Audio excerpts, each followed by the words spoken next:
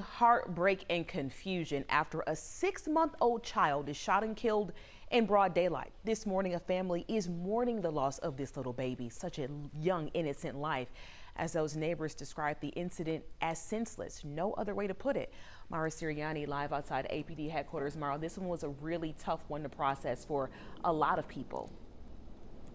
It's always really tough when a child is involved, Aisha. So this investigation has stretched into the early morning hours now, and people are outraged, understandably so. This baby was simply riding in a car when this shooting happened, and now, like you said, a community and a family, they are all in mourning. But this all played out yesterday afternoon around 3 o'clock, and it really happened right outside of this corner food mart. This is where police were called to. It's right along Anderson Avenue there in Northwest Atlanta for reports of a shooting. APD says the baby was rushed to Grady, where tragically the child passed away. Their name has not been released as of this morning. Mayor Dickens says this is the third child shot under the age of 6 years old in Atlanta just this month. APD says it will be looking into surveillance video and taking into account witness testimony. People in that neighborhood tell us they heard the gunfire right in front of the store.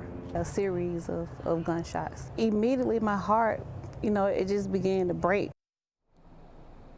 And Atlanta's new mayor and city leaders tell us yesterday they are outraged. They say that a priority is stopping this gun violence, and they also say it starts with getting these weapons out of the hands of violent repeat offenders. Back to you. And Mara, we know that late last night we were checking, we didn't have any arrests in this case. What do we know this morning about, holding these people accountable? Who's responsible for this? Yeah, I have checked back in this morning with APD. So far, no response. But like you said, at last check, no arrests have been made in this case. But APD says it's really an all hands on deck situation. They will be using any manpower necessary. Like I said, the investigation stretched into the early morning hours. You can bet that this is one they will be continuing to follow and pursue very closely. And we'll keep following it as well and bringing updates on this story. Thank you, Mara.